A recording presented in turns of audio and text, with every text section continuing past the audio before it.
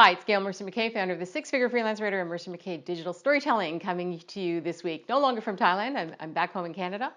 And I guess it's about a week before Christmas, so next week will be a Christmas message. But what I want to talk to you about, what I want to talk to you today about is about project management. So most of the time, the questions I get are, how do I get a client? How do I get a client? How do I get a client?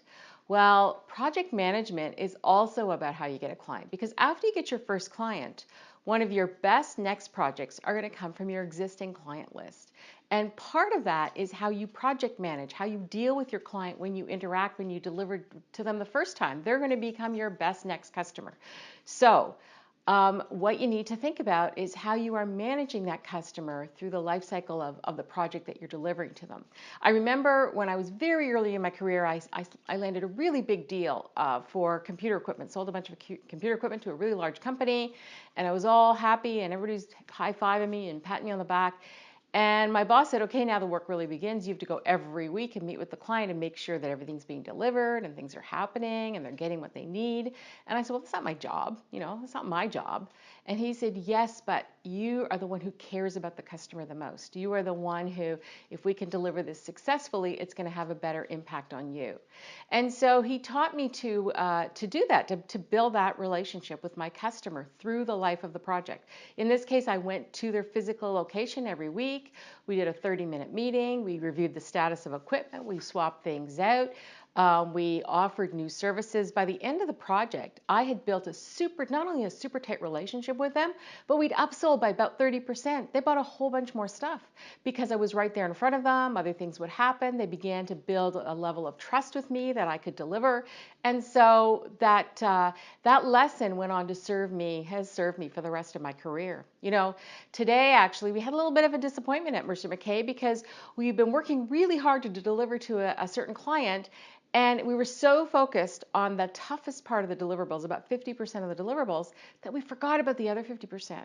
And so the client sent an email last night saying, oh yeah, what about that other 50%? We need that by tomorrow too. And our whole team went, oops, oops. We've kind of forgot about it. Now, we were able to scramble and pull it together and pull some all-nighters and get the deliverables to the client on time. But you want to make sure that you are always working through with the client every single aspect of the project and keep it moving along. There are a couple of reasons for this. One is you build a strong customer relationship and they begin to trust you. They know that they can count on you. You're not going to let them down. The second one has to do with money and revenues. If you don't complete the work, you can't invoice the client. So it doesn't matter how big the deal is that you signed. If you didn't do the work, you can't send the invoice.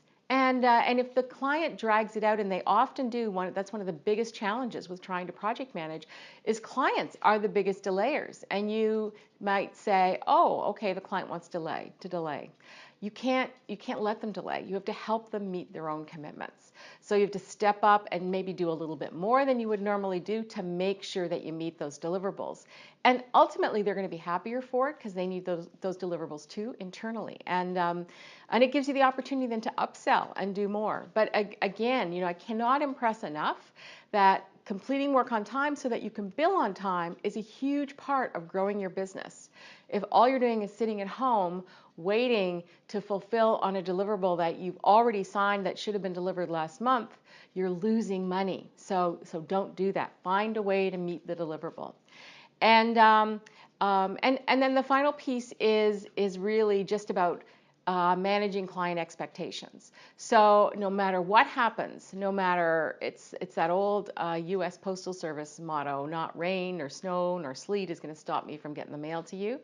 It's the same thing with your clients. So they need to know that when they engage you, that you are not going to, come hell or high water, you're not going to stop. You are going to get them what they need, when they need it, how they need it. And so huge part of building that project management side of yourself, building your relationships with your customers, and building your forecast for your next round of customers, because your existing customers are going to be your first line of business. That's it for this week. Until next week, I'm Gail Mercer-MacKay. Believe, be brave, and go right.